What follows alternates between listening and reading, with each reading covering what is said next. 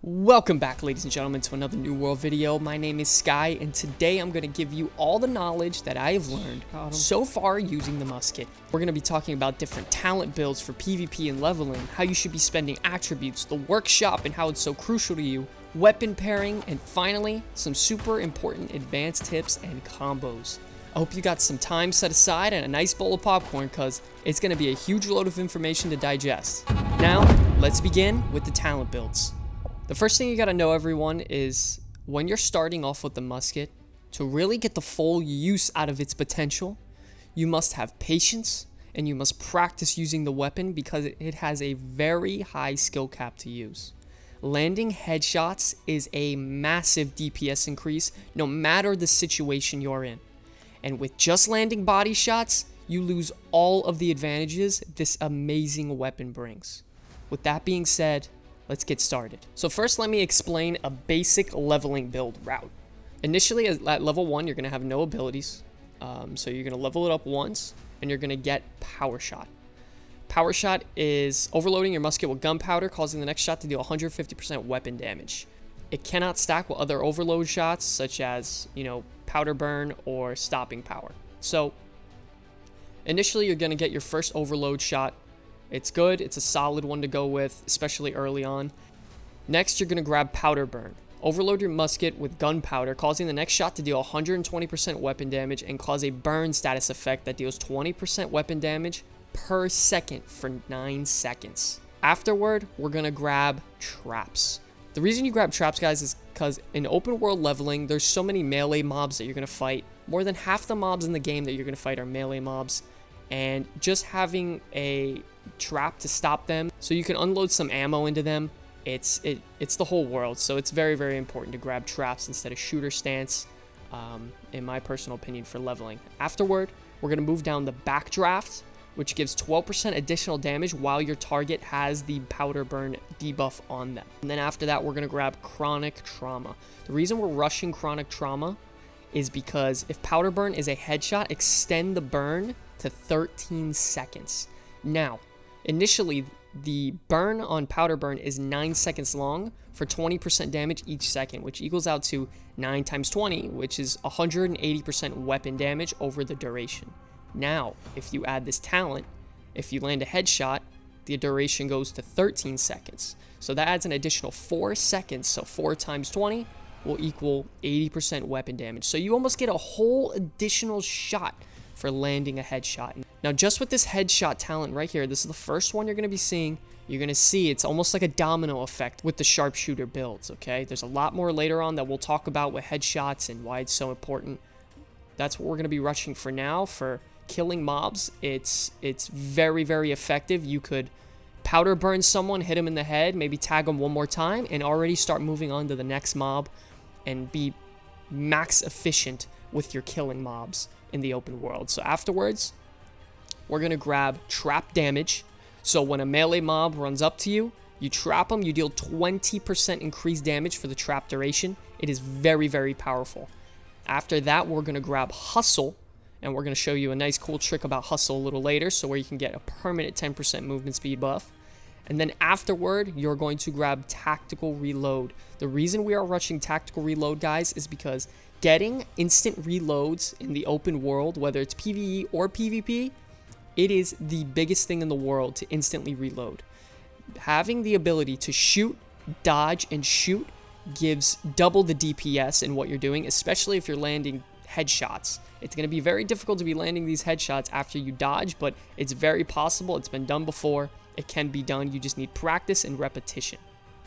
Scent of Blood is absolutely overpowered for leveling, in my opinion. You toss down a trap, and you heal for 100% of the damage you deal while they're in that trapped effect. So whether it's your other weapon other than your musket dealing the damage, or your musket itself, you heal for 100% of the damage that you will deal. So if someone gets trapped, you can shoot them in the head, back roll, and shoot them in the head again, and heal for more than 50% of your HP. So it is very, very important to pick up Scent of Blood for leveling so you have almost zero downtime in between kills. So it's going to be very important to pick up that Scent of Blood talent, everyone. So afterward, you have a choice. You can either go double trap, and maybe grab some debuffs down in the trapper tree, or you can do what I would recommend personally, is going down the sharpshooter tree, maybe grabbing empowering headshot. On successful headshot, grant empower, increasing all musket shot damage by 10% for 5 seconds. And then critical reload, landing 3 headshots within 10 seconds of each other, grants an instant reload. And guys, as you can see, the headshot skill tree effects start really piling up, and we're just getting started here. Afterwards, you can grab initial engagement. When you hit with power shot, gain in power, causing attacks to deal an additional 10% damage. And then, you can move on to other things like 10% cooldown reduction on headshots. Hit your mark, increase headshot and critical hit damage to target the further they are away from you. So headshots become very crucial, guys, to Musket. As you can see, a lot of their talents revolve around hitting headshots and, making sure you land your marks on those. So that's going to be a basic leveling route. Now let's move on to a PvP build. So for this first PvP build, it's going to revolve you being in a group and rolling out with maybe 5 to 10 different people, and you're going to have some time to sit back and pick off some high priority targets. So let's get started with power shot, 150% weapon damage on that next shot, powder burn, and shooter stance. These are going to be your 3 bread and butters, and it's going to make sure you have maximum efficiency from long range. After that, we're going to grab backdraft for the 12% damage while the target's on fire, and chronic trauma, so you get an additional 80% weapon damage if you land that headshot. Immediately after that, we're going to grab shoot more for the 5 shots instead of 3, and then we're going to grab empowering headshot. The reason you want to grab empowering headshot before hit your mark is because 10% increased flat damage is very, very powerful, and you're going to need it as soon as possible. After that, we're going to grab hit your mark, and we're going to grab heightened precision. Binds well with shooter stance because let's say you're hitting 4 out of your 5 shots, then you would get 2.5% damage increase times 4, which would be another additional 10. And let's just say you landed another headshot, that's an additional 10% as well. So everything starts piling up on this rifle tree, and it really, really is powerful. Afterward, I would suggest getting ballistic advantage, and then we move on to the main course, sniper. This ability is incredibly powerful. It adds an optical zoom to your view, so you can use the scroll wheel to zoom in. So now you can see people from very, very far away, and you actually get a 15% damage increase to all headshots, not 25%. Using sniper makes you such a deadly force from long range. No one should be able to compete with you. No fire staff, no ice gauntlet, no life staff, no bow, no one. You should dominate long range if you are running this setup. What you need to practice is landing those shots. You need to at least land 20% of your shots need to be headshots. The reason 20% is because empowering headshot. You want to have this buff up as much as possible. 10% damage increase almost permanently changes your damage completely. So getting that, guys, this is the main build for this. This is really just the core of it. So that's the main core of this build. Let's move on to the next build, which is a mid-range Musketeer build. Okay, so everyone, the Musketeer build is really a mid-range monster. You're going to be in the middle of the fight, not right up front, but right around the middle area, and you're going to be pumping off some powder burns, getting some debuffs out there, and throwing out a sticky bomb or two. So first, let's start off with grabbing your 3 abilities. So first, you would need to grab Called Shots for 5% damage if aimed outside for more than 3 seconds, Powder Burn, then you would grab Traps into trap damage, and Sticky Bomb. Now, grabbing these 3 abilities makes you more of a controller rather than a long-range sniper. Traps gives you the ability to root people and deal extra damage to them with trap damage, and Sticky Bomb does some really, really heavy AoE damage, as well as, if you talent it, it grants you additional stamina and slows them as well. So after you grab this, you want to immediately grab Tactical Reload over everything for those instant reload shots, for that quick mid-range damage, and great for duels, and it's great to have. After you do all that, you want to work on increasing your debuffs and increasing the amount of damage you deal while you debuff the target. So After you grab Tactical Reload, I would suggest grabbing Backdraft for the 12% additional damage while the target's on fire. Then I would grab Empowering Weakness. Hitting a target with an active debuffs triggers Empower, increasing players' damage increased by 10%. So if they have a debuff on them, that's an additional flat 10% damage increase. Then I would grab Weaken Defense for the Armor Pen. Then we would work on Hustle and Scent of Blood for mobility and some good healing while you're in the mid-range fight, because guys, you're going to need some healing while you're in the mid-range, because, you know, occasionally you're either going to get up in melee and you're going to need some healing. I would also recommend running medium armor with this build because you're definitely going to be seeing some melee combat. Lastly, before you get lethal combo, we're going to grab double traps and kick them while they're down. That's an additional 10% extra damage to the target with an active debuff, as well as Empowering Weakness. Hitting a target with an active debuff triggers Empower, increasing damage by 10%. So these literally just coincide, and afterward we're grabbing Lethal Combo. So for example, if you happen to hit a target with Powder Burn, they also get Backdraft, which is 12% damage increase while the target's on fire. If you land a trap, that's an additional 20%. Plus 20% damage, that's an additional 40% damage. And then we're working with Empowering Weakness with a debuff, and then also 10% with another debuff. So you're looking at a total of this amount of damage, and you're going to be chunking people in the mid-range. Also, you have some great group damage with Sticky Bomb, so the Musketeer build is definitely something to look into if you don't have too much melee guys, and, you know, maybe they need some mid-range support and AoE damage / control. This is really the build you would be going with. This is the core of it. You know, afterwards, if you do this, you can work on grabbing Empowering Headshot for an additional 10% damage. And then, you know, maybe Critical Reload for some instant reloads while you're in the mid-range. So this is the basis of this build overall. Now let's move on to some attribute points and where you're going to be putting them. Okay guys, so we're in game now. To talk about where you're going to be putting your points in the attribute system really depends on what weapons you're going to be using. Me personally, I'm using a musket and a rapier, so I'm primarily going to dump all of my points into dexterity as much as possible. And personally, from a personal preference, I like to grab the first tier of Constitution and, you know, just dump the rest into dexterity. The reason I grabbed that first tier of Constitution is for the consumables are 20% stronger. It's very, very powerful for dueling and PvP in general. You know, if you're going to be running a, you know, I've seen some people run Musket Fire Staff. I've seen some people run Musket Ice Gauntlet. If really that's going to be the build you're going to go, then I would recommend, you know, running, obviously, intelligence gear, but you would dump all of it into intelligence, and personally I would do the same thing. I would run it into the first tier of Constitution just to get that consumable stronger. So that's pretty much the basis of, you know, depending on what your weapon is. I couldn't really give you much advice on the strength weapon with musket because I personally haven't tested that out, so I don't want to give you wrong information. But when it comes to you know, dexterity-based weapons and intelligence-based weapons, these would be the builds that I would run and commit my points into, and you would still do pretty solid damage. So now let's move on to the workshop.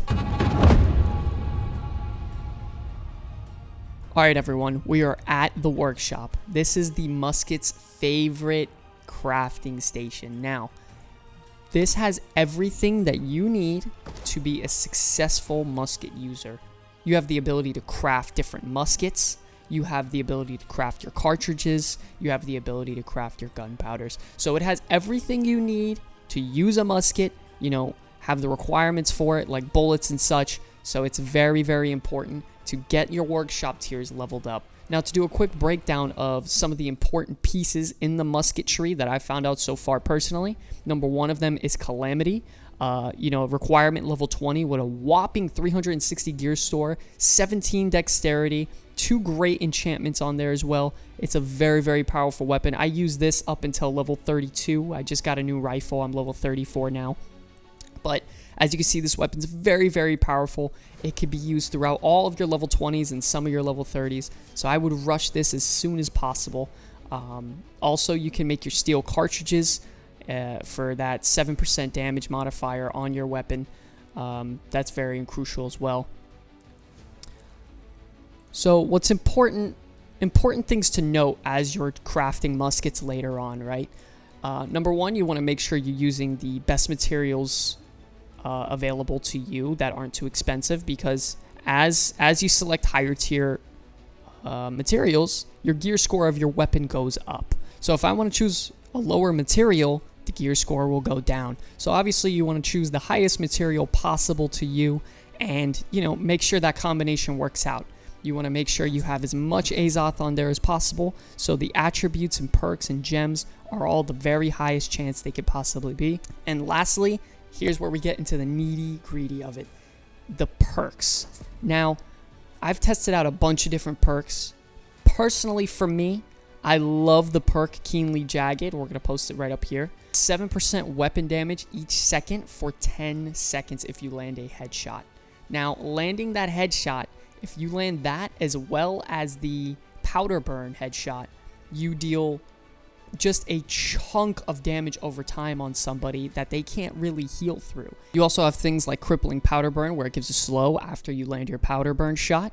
And then you also have empowering shooter stance, which gives you an increase in flat damage percentage after you land a shot in shooter stance, which that plus stacking all of your other percentage-based damage increases, it shoots your damage through the roof.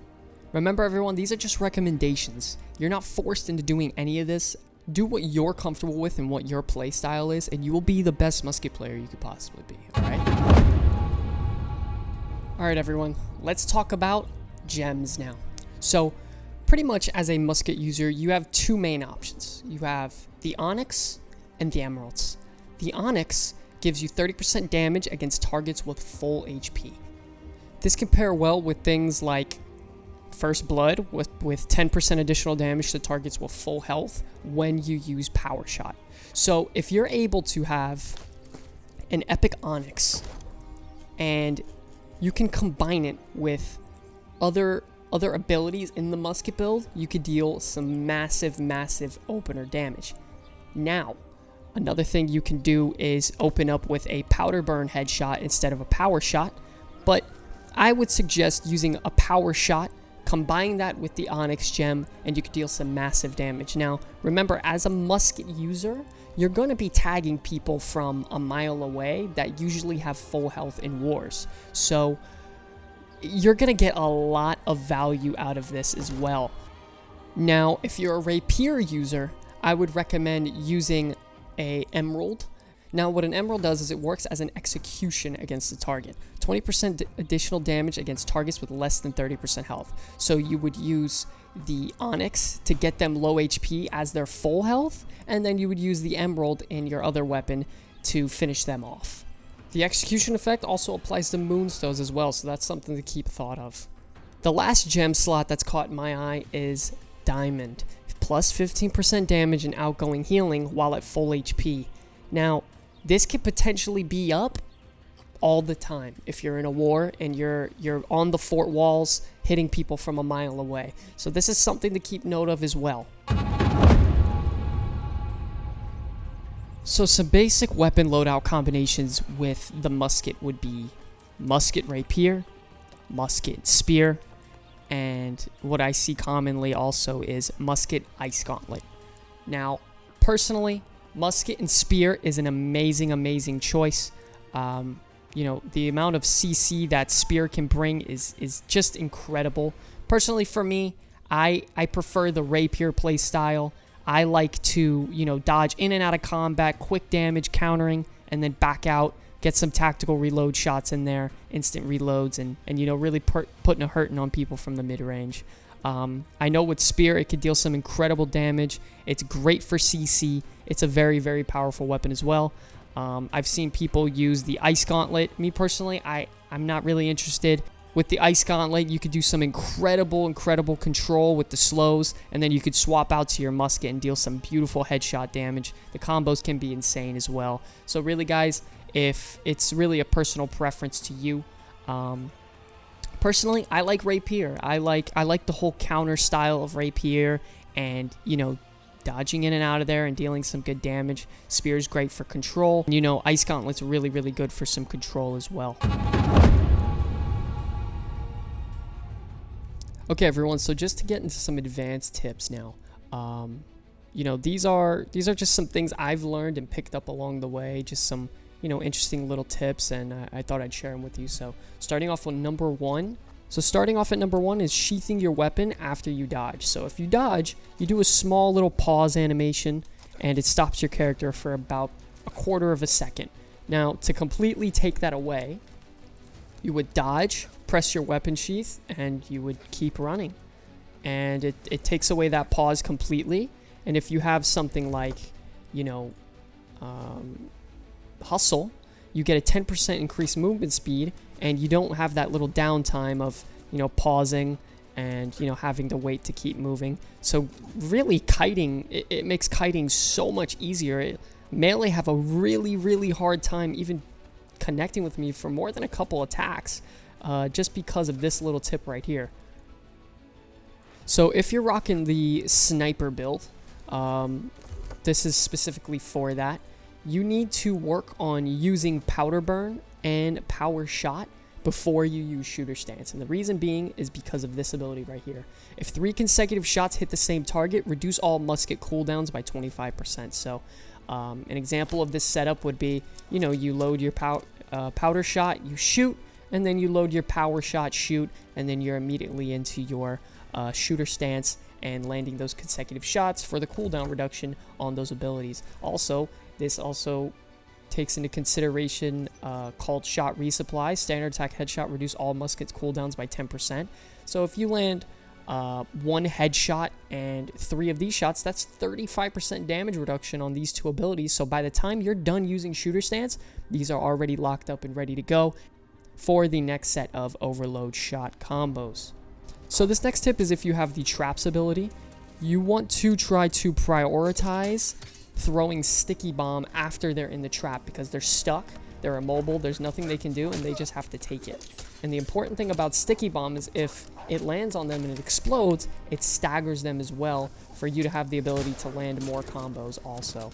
This next tip only applies to rapier users. So if you are, you know, going in and out of melee combat, you can riposte, take out your musket, trap, and then, you know, then you get a free trap with some extra debuffs on them. So then you can set up other combos like stick you grenade, you know, double shots with the instant reloads. You can even load up a shot and shoot it into them and then backpedal and then, you know, get an instant shot in as well. You know, there's a lot of different combos you can do. Moving on to the next tip is preload your musket shots. Now, what I mean by this, guys, is that your overload shots can be used on the cooldown, and then you could wait for it to come up and it will still have the active effect on it. As you can see, I have mine overloaded with powder burn, and if I use it, it would have been a powder burn shot, but I could also load it up again, and the cooldown, as you can see on the bottom right, is going on. So you can hoard up to two overload shots and save it for a fight. So you can begin a fight with using one, loading it up again, and using it again. Alright, ladies and gentlemen, this is the in-depth basics guide to the musket. Weapon combos, talents, skill trees, different builds, gems, the workshop. Everything that I've given you is everything that I know, and I hope that it can help you as much as it helped me, and it can save you some time. I appreciate you guys watching the video, and I'll see you guys in the next one. Peace.